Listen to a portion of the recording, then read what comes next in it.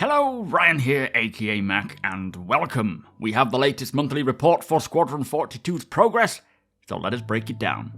As always, a huge thank you to all of my patrons and channel members. Thank you guys so much for the support, it is truly appreciated, and if you do enjoy my videos, please do consider subscribing and helping the channel to grow. Now let us kick off with AI content. They began the year focused on behaviours used in the Stanton location, which involved regular reviews and playthroughs to detect and fix issues, and looking closely at the chow line and the eating and drinking behaviours. So very likely for both the PU and Squadron, sounding like they are hooking up the eating and drinking behaviours for NPCs into the verse as well, because I believe it was done for Squadron a little while ago. We have heard about the chow line for quite some time, so maybe they're just bringing that into the PU. The team also created a solid foundation of Maya character rigs that correctly match their in-game counterparts, allowing them to properly investigate and fix numerous problems. Time was also spent reviewing areas with 100% correct prop interactions, which they say was very satisfying to see. It'd be quite interesting to see NPCs actually interacting with everything, being able to pick them up, inspect them, and it being accurate, just adding that additional level of immersion. And finally, the team continued to refine and improve the hygiene and medical behaviours. Now for the AI feature team, they started the year enabling AI characters to throw grenades. God help us, this involved work in multiple different areas, including new logic for when to throw a grenade to ensure a challenge without overwhelming the player, as well as parabolic collision checking to ensure the grenade lands correctly, and an animation so that the AI looks correct when throwing. Happy to hear they are getting the ability for AI to throw grenades, but I don't know how that's going to play out, especially first off when they roll it out into the PU. But I'm glad they're not making it so that every AI just instantly grabs the grenades and throws it, just bombing the whole location where the player is, but making it a bit more challenging for the players to have to deal with grenades, shrapnel, that kind of stuff. January also saw the implementation of attack and defend areas, which we have been hearing about for quite some time, and these assignments can be given to the AI to direct and control fighting in specific ways. And on the most basic level, the defend area is used for limiting where the NPCs are positioned when fighting, with the attack area being used to limit where they target. And when they're assigned either area, the AI will prepare to fight by equipping their weapons and taking a ready stance before moving to the area on high alert. And high alert means perception happens fast and perception reactions are pretty much skipped. So they're basically ready to fire straight away. If you notice, they go through a state when they first see you, where they kind of have a wild line, they react, then they'll draw their weapon up and look in the direction. This skips all that and just instantly looks where they need to be. So if they see you, they'll pull the trigger. When defending, it says the AI will then move to a cover point inside the area and defensively peek out, which is going to be quite difficult to deal with because they'll obviously reveal less of their body, and that is something that players will have too, being able to hunker into a wall and then lean out and just expose a slight bit of your body rather than the full thing. But when attacking, they will use the existing investigate behaviour to search for hostile forces, with the team saying, the attack area is great for building pressure on the players, whereas the defend area is to provide the player with a tough challenge as AI are hunkered down and ready to fight. The implementation of this feature involved reusing existing systems in new ways, changing the tactical queries like position and target selection to take into consideration the attack or defend area that the AI may have. So it does sound like these things are really progressing quite well now, and pretty quickly, with the AI behaviours and abilities, with combat of course being the major focus as it is for Squadron 42, but I'm already seeing much of these new abilities in the PU. They don't attack, they don't defend, they don't flank yet, but their responsiveness, their quickness to the trigger, depending on their state, that has certainly become more refined and increased. It is getting very difficult now to take on these outposts when they have multiple NPCs there, and it should be like that. I shouldn't be able to go down there as an individual and kill them all. It should be, you need friends, you need help, they're going to overwhelm you. Now, the AI team also continued to develop the AI for non-human characters, including work on group behaviours and attack patterns. They also began developing characterful animations that evoke the real-world creature the creature is modelled after. So for example, it says, as this creature fights in packs using melee attacks, the team must consider behaviours that space out the character movements in a natural way, partly so that the player does not get overwhelmed, but also so that the characters don't collide with one another when attacking. Now this is very exciting. So it sounds like a creature that hunts in packs, maybe something like a wolf-style animal, a dog, that kind of thing. And the fact that they are working on AI for this creature must mean that they are somewhat modelled in-game, in-engine. Cannot wait to see this, but I feel like it might be one of those keep it secret until Squadron's released, but that doesn't mean we won't see other creatures in the PU. Do let me know what kind of creature you think this is though. Finally, for the AI feature team, certain sections of Squadron 42 include AI fighting alongside the player, which is known as Buddy AI, and last month the team developed functionality to control how the buddy plays in these sections, including following behind the player, moving to interest points, and seeking cover. Now it's going to be really interesting to see how we go about commanding this AI buddy, as CIG have said in the past that when it comes to NPC crews, for example, they don't want us micromanaging them. We should be able to give a command to the AI, and then the AI will get on with the job to the best of their stats, because they are stat-based. We are skill-based, they are stat-based. So I'm really hoping that this buddy acts like a kind of an independent character to a degree while following orders, rather than just being kind of an extension of your own character, if that makes sense. I do suppose with it being a military situation like Squadron, they need to kind of act as an extension of you. But an example for the PU could be these outposts where there are multiple NPCs and it's really difficult now, but having an NPC AI next to you will certainly help out there. Now moving on to the AI tech team, last year they completed the first iteration of NPCs driving ground vehicles, and so for January, more bugs were fixed, so the designers can begin to use this feature. Look out Daymar Rally, you might have NPCs competing for the top spot one of these days. The team also progressed with the features that enable NPCs to use the transit systems like elevators and being able to move between platforms, with the focus this time using trains to move between locations. And this, as it has been for a few months now, is all about allowing the NPCs to move around anywhere in the verse just like the players can for this full-on population. Now on the locomotion side, the team added support for soft stops, in which the NPC will choose the best animation for stopping even if it will overshoot its destination, separating these from harsh stops, where the NPC will attempt to just stop immediately. Also, locomotion support was given for bug fixing and alien creature movement. So much is going on for aliens, for creatures, and bear in mind CIG are not going to half-ass the creature development. They are going to make them with full AI, day-night cycles, the need to eat, drink, the environment will make sense to the creatures as well. They are not just going to plop these creatures in, they are going to be something truly special, and quite varied too.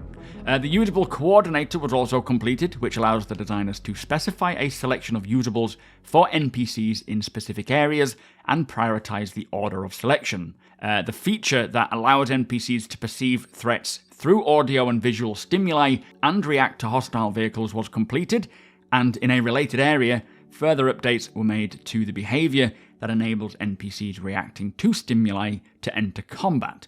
And this will be a real nice addition to the PU, having to approach stealthily from a distance to the target, rather than what I do now, where you just literally land on the objective point, because they don't care, they don't react appropriately. Having to land at a distance, tab your way in and make a sort of stealthy approach so that you can catch them off guard will be so much more fun, and great for teamwork as well. Finally, the team worked on 2 new features. One that allows NPCs to traverse areas where only a crouched state is possible, like vents and underfloor areas. And the second is enabling the NPCs to avoid certain restricted pathways, like ones that are engulfed in fire.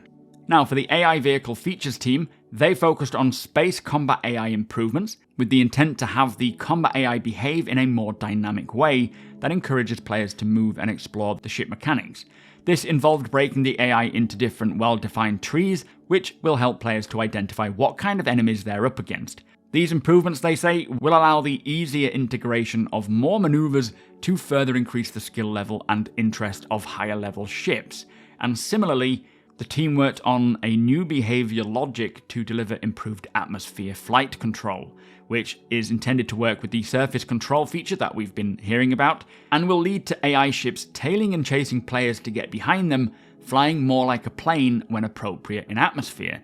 And these changes are going to have a big effect on flight in atmosphere, having to really think about the aerodynamics and the strengths and weaknesses of your ship, utilizing wind to be able to turn yourself better, and the flaps on your ships as well, really stepping up that kind of simulation. Now finally, the team also supported the flight designers on several chapters, adding new smaller features to ease their work when creating mission flow. Now for the animation team, they began the year making sure their schedule for reaching content complete was agreed upon, which meant aligning closely with up and downstream teams, and development-wise, they progressed further with Zero G and the lessons that they learned from Zero G, helping to guide the prone gameplay. Now, I know they are really wanting to polish all aspects of FPS player animations, movements, and prone is certainly in need of more updates, giving a lot more ability, functionality, and just smoothness to it because it is a bit chunky at the moment. So that will be a great quality of life addition when it comes in. They also continued to create new weapons and gadgets, including a trip mine, it says, even though I'm sure we've already got trip mines, but they've also worked on restraining and unrestraining. And obviously this will be very applicable to Bounty Hunting version 2 when that comes along, sounding like this year. Now, the animation team further developed Vanduul execution and searching behaviours, along with the female Spec Ops character. They're currently working on AI background animations related to eating, drinking, sickness, hygiene, and cargo for special areas. Sickness and viruses and that kind of stuff is planned for Star Citizen. Having things spread and having to contain them and whatnot is definitely something they've said they want. This is going to be very interesting when it comes to the verse, though, having to maybe quarantine people. So, moving on to gameplay features. They worked on seamless transitions rather than camera cuts when moving between the player view and the cinematic sequences for both when piloting a ship or walking around. The new field manual Mobiglass app progressed, which collates the tutorials players experience during the game. This is more likely an addition for the campaign only, with it being called field manual, as you have access to the military Mobiglass in the Squadron 42 campaign. But I'm sure much of the work done on creating this app for the Mobiglass will be expanded to the PU version as well.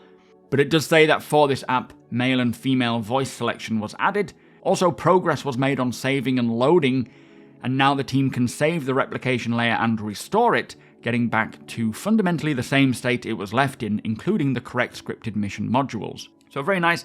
A basic element of any single-player game is being able to save before you log off. So having that working, which they needed PES and all the work in persistent entity streaming before they could finish that, it sounds like nice to know that it's on its way. Now, numerous StarMap improvements were made, including better transitions between the real and cosmetic scaling as it zooms in and out, correct grid movement when panning, improved culling when objects intersect, and correctly sized and aligned text labels. So it sounds like it's referring to how we control the StarMap, how it reacts to whatever we input, and view these celestial bodies from afar and zoomed in all up close. Because I think it was said that they want the StarMap to be able to go all the way into the micro, where you can look at something on the ground, like a rock on the ground, and then zoom all the way out to kind of a universe view, like what we see with the Arc StarMap. So nice to hear finally some actual functionality with the StarMap, and we do hear a bit more about this later in this video, but also a bit in the PU one, I think. And finally, for the gameplay feature team, general iteration following feedback was made to the application form, which I think you sign or write as you create your character, the character customizer, the armorer interaction, armory terminal, and mission manager app. Now, for the vehicle features team, they are improving numerous aspects of vehicle combat, including ship and weapon balance. Tweaks were also made to the HUD, aiming and targeting, to further improve the combat experience. And hopefully we're not waiting too long to get this into the PU, as all of those areas are certainly in need of a bit of improvement. The team also started working on radar, having taken it over from the Arena Commander feature team, who we met inside Star Citizen yesterday, to support the needs of Squadron 42. Now, the quantum travel rework is nearing completion, with the team completing quantum spawning, which allows them to spawn AI ships as though they have just quantum traveled into the area. And this was the last feature required to widely use quantum travel in various chapters. And kind of I suppose it's a continuation of the spawn closet to a degree, where how they get NPCs to a location in a realistic manner rather than them just popping in. UI was also worked on through the month. The MFD rework progressed well, with the team working through numerous technical issues in the UI system. They also fleshed out the new MFD control system, which says it's designed to be used with keys or a gamepad rather than interaction mode. And finally, the HUD is being reworked to integrate heavily with this new MFD system as well. So very happy to hear this, making the MFDs more user-friendly with keys, binding them to keys, rather than having to hold down F and use your mouse. Of course, you can still enter interaction mode and do it that way if you want to, but being in the middle of combat, having hotkeys is certainly a necessity. Now, for the gameplay story team, they used the new mocap data across multiple chapters and scenes, including creating new animations for Chapter 18 to allow the characters to end the scene in a more realistic way, as well as giving them longer end idles. This will also help where a character is holding a datapad in the wrong hand, and to allow characters to holster their datapads correctly. Also, changes were made to a scene in Chapter 14 where the player can follow a character, and if they do so, the character will react appropriately, with triggering more conversation or a line and then maybe walking on, giving a more realistic reaction to noticing the player following them. And they have said that when it comes to Squadron, whatever you do, even if you try and troll the NPCs in the game, they will react accordingly and maybe even give up talking to you or getting frustrated with you, which will affect your relationship with them, and you can learn about them, or you can piss them off and they'll not want to talk to you. There is supposed to be quite a high level of AI interaction in this campaign. Also, polish passes were made on various scenes to give a much higher standard. Several scenes were also improved by changing how the character interacts with a console to make it more believable. So basically, fingers appear to be pressing the keys or typing. And finally, Gameplay Story experimented with the Look At feature for a scene in Chapter 4, as testers flagged it, saying that the character doesn't seem to be looking at the player. Now, for level design, last month the space and dogfighting team continued to develop the gameplay experience with the aim of having all dogfighting flow seamlessly from social and FPS sections. This is something that I'm looking forward to getting into the PU, not just for NPCs, but for players, where I suppose bounty hunting being a good example of this, where for either NPC or players, you will be chasing them in space. They will land, they'll get out, they'll go running into a building, into an underground facility, into a forest, maybe running back, getting back into their ship. This whole flow of seamlessly going from ship to ground to inside somewhere is really going to be quite special with Star Citizen, I feel. The team also integrated new features and AI improvements as they came online, and finally they worked with the vehicle feature team on new flight mechanics such as quantum boost and the atmospheric flight model. Oh, I really hope we can get the flight model in atmosphere into the PU as soon as. That is going to really change up the way that races are handled with bringing racing into 3.18. Being able to use flaps on your ship to kind of cut through the air better means we'll be able to take corners much better without drifting. Obviously, this will be determined per ship, because each ship will have a different atmospheric flight model itself.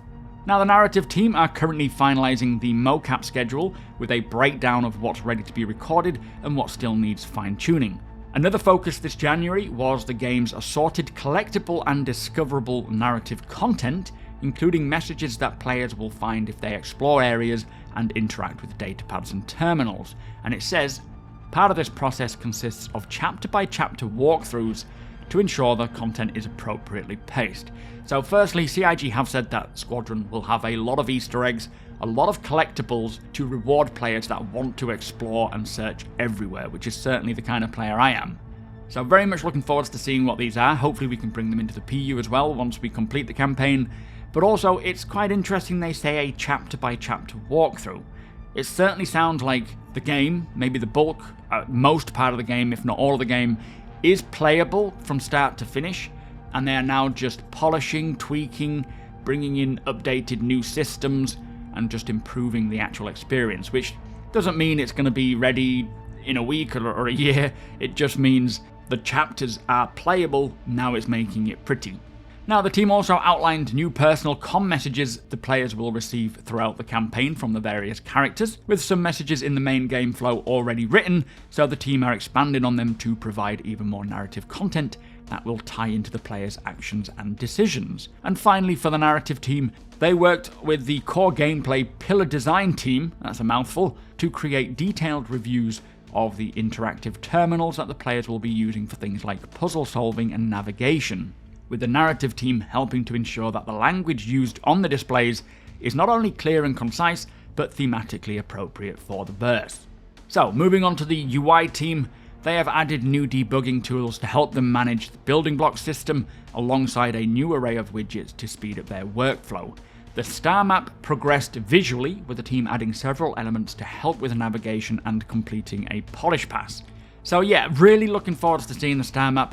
I think it will be slightly different for the Squadron compared to the PU one, but I just can't wait to see the amount of functionality they have included with this, and they will likely future-proof it as well, so they can add all sorts of other updates to the StarMap. The UI team also concepted visual improvements for the various parts of the game, including radial menus. The UI art and design team shifted focus to work on functional UI, and finally for the UI team, the team tweaked some of the crosshairs to improve the combat experience and continued to develop the looks for 2 more manufacturer-specific vehicle UIs. And finally, we have the visual effects team, who continued their work on locations, collating closely with art and design. This particle library overhaul, which was mentioned last month, was completed, allowing the team to turn their efforts towards making sure all locations benefit from these improvements moving forwards.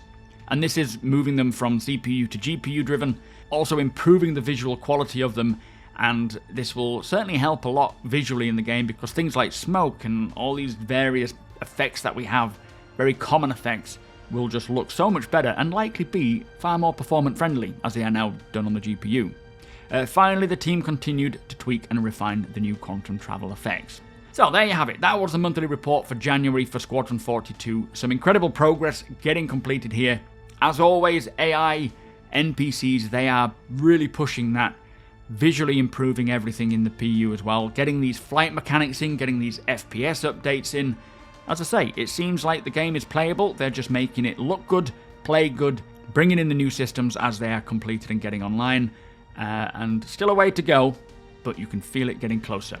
But with that said, if you do enjoy my videos, please do consider subscribing. Also, come and hang out over at twitch.tv/supermacbrother. You are all more than welcome over there. Hit the thumbs up if you don't mind, it does the channel a big favour, and tick that notification bell if you would like to be notified when my videos go live. Again, a huge thank you to my patrons and channel members. Thank you for watching, and I'll see you on the next one.